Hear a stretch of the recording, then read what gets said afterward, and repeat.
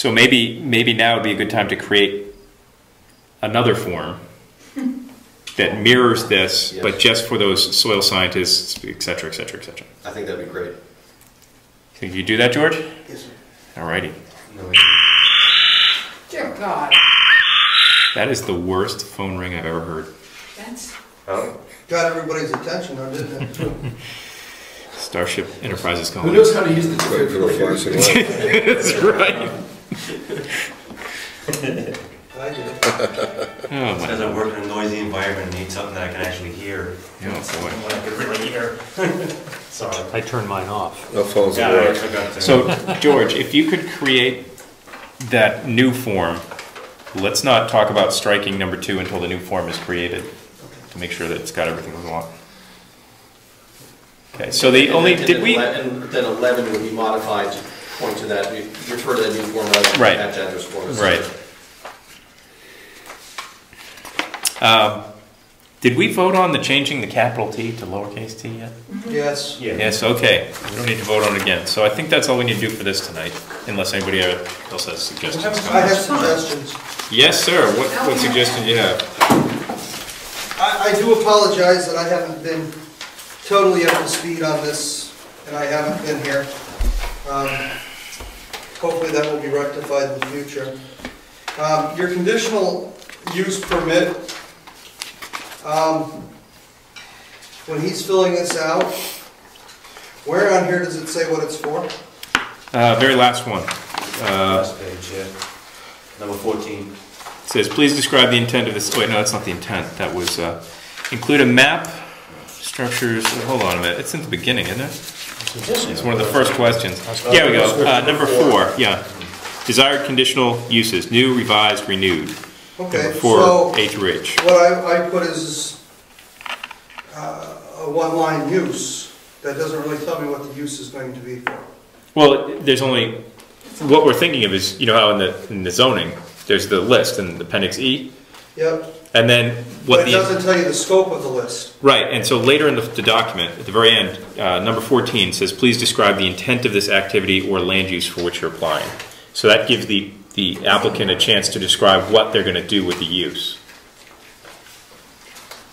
So the board has an idea. Okay. Duration of use. Did we put something in there?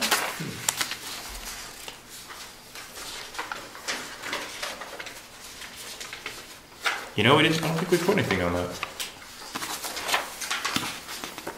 Or duration of requested use. Requested duration of use, however you want to word it. Yeah. But, Do you want to... okay, Yeah. that goes back to this other conversation we have and who sets With the time Laura. limit. Yeah. And Why don't we get the answer from Laura and then figure out what the right answer is and put a new line in there, depending on it. If the board accepts, if he says, oh, I want to do this over the next 2 years, we accept it, then there's no question, it's accepted for 2 years. Yeah. Let's see what the attorney You says. know, Yeah.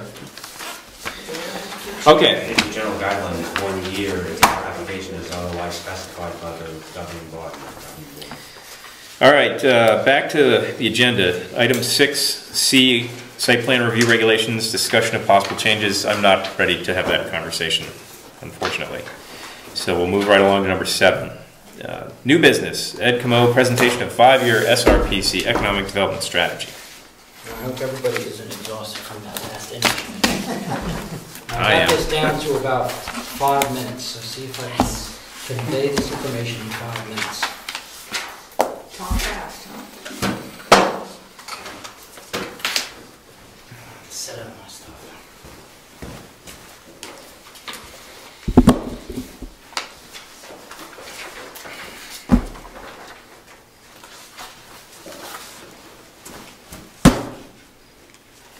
Oh, they've all got acronyms. Oh, of course. The camera. So you can't figure out what they mean.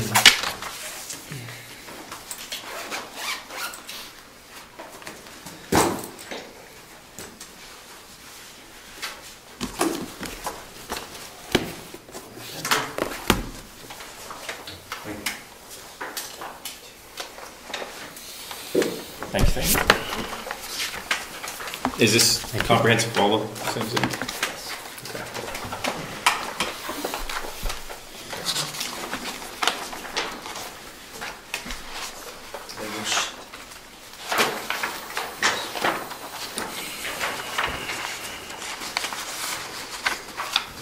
start a conversation about the regional planning. I have to give a quick timeline. This is the easy part. In 1992, the Agenda 21 is a 300-page, 40-chapter policy document adopted by the delegates of the United Nations Conference on Environment and Development, Rio de Janeiro, in 1992. It's just a set of policy recommendations designed to reorganize global society around the principles of environmental protection, social equity, and sustainable economic development. In 1993, President Clinton, by executive order, not going through the Senate or the House of Representatives, using Executive Order 12852, President Bill Clinton formed the President's Council on Sustainable Development. The executive order has been extended by every president since. And through number 3, page number 3 through page number 9, these are all the executive orders. You can read them when you get home. Well, I work for orders, so this is scary stuff. I'm just going to give you facts now. Now, a lot of people know about sustainable development. They hear the word a lot, but they don't know where it comes from. A lot of our planning documents, the Stratford Regional Planning Commission, and the final document I'm going to talk about, which is SEEDS, Comprehensive Economic Development Strategy, all stems from this very beginning. People don't really know how this started, but in every 10 years, the United Nations states, the United States is considered, it's one of the states of the United Nations. Every 10 years, they have to, each country has to make a report on how they have implemented Agenda 21. The 10-year report is right here. If you also wanted to read, I have the 1993 President's Council on Sustainable Development document. And actually in the document, it has community revitalization and reinvestment. So this component of President's Council on Sustainable Development has to do with what's going on at the end with Comprehensive Economic Development Strategy. Now, in 2002, the CP profile, or country profile, on page 10, is a report. Now, if you look at their report, it'll mention the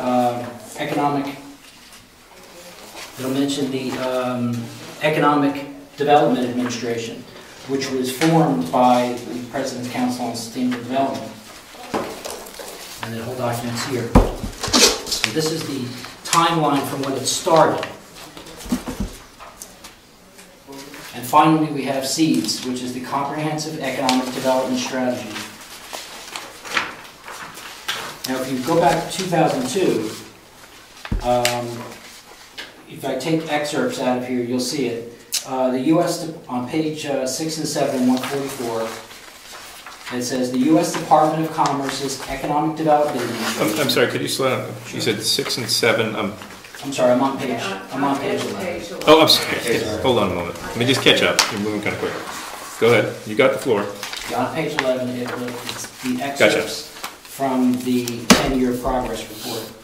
And it states, the U.S. Department of Commerce's Economic Development Administration, EDA, also targets economically distressed communities for assistance. Its programs help create wealth, important term there, it helps create wealth and minimize poverty by promoting a favorable business environment to attract private capital investment and value-added employment through capacity building, planning, infrastructure, research grants, and strategic initiatives. Now, somebody would ask, what is a strategic initiative? Well, you're talking about the Environmental Commission on Local Environmental Initiatives, right there. Now, the Stratford Regional Planning Commission basically is a American planning society that goes to the feds and sees if there's any money to help communities plan for infrastructure projects, anything. But it must be formed to Agenda 21 and the President's Council on Sustainable Development. So those are the requirements. Now, SEEDS. Before you go, so if I follow logic, you know, we've talked about this. In order to go for the grant money at the federal level, you have to have an economic development strategy program in place in order to apply for this money? Correct. Right, okay. So that is the link between all of these things, is that to get the Fed money, you have to do one of these, and this is pretty much It goes in down. chain back through these, going back through time. Now, Straight to the community. no one will speak about the United Nations. When I brought it up in this Travel Regional Planning Commission meeting, you get the white face, because they don't want to answer the question, but the truth is that I was told by their answer, it's federally mandated. By 1993, them having a President's Council on Sustainable Development started with an executive order, it becomes federally mandated, and now they no longer have to say it's the United Nations. So that's the connection there, is that to apply for these grants, Correct. or grants or loans or whatever it is from the government, you have to do, it's every 5 years? One of these programs every 5 years Well, with the they regional have it folks? annually. They have it Okay. annually, but it's every 5 years. And the closest one that Brookfield has applied for, I don't think Brookfield applied for it, I think Wakefield applied for it. But it has to do with the Cotton Valley Trail, Mhm. the rail trail. Yeah. They want to build. Yeah, it's Wolfboro into Wakefield. It's a real Well, this states that it says it links Wolfboro, Brookfield, and Wakefield, so it goes through us. Yeah, but it goes through us, but Wolfboro's the one that initiated it. Right. So what they did, in order to get economic money from the federal government, you have to come up with a bunch of parameters that it's going to help, it's going to promote environment, it's going to promote economic stability, it's going to do all these things. And if it does, then they'll help you write the grant money and get help for it. Now, the question the Stratford Regional Planning Commission is asking Brookfield is, do we have any projects that would fall under that idea that we would want help with? No. So let's just say if we wanted to get together with Wolfboro and Wakefield and do our little section of track, then we could basically go to them, say that this is what it's going to do for us. It's going to be under those parameters, and they will help us write the grant in order to get the money. And I Sounds believe- all good and fun, but there's strings attached. Well, That's, yeah. for instance, the estimate for the trail completion from Wolfboro to Wakefield, they have it down to 500,000, 400,000.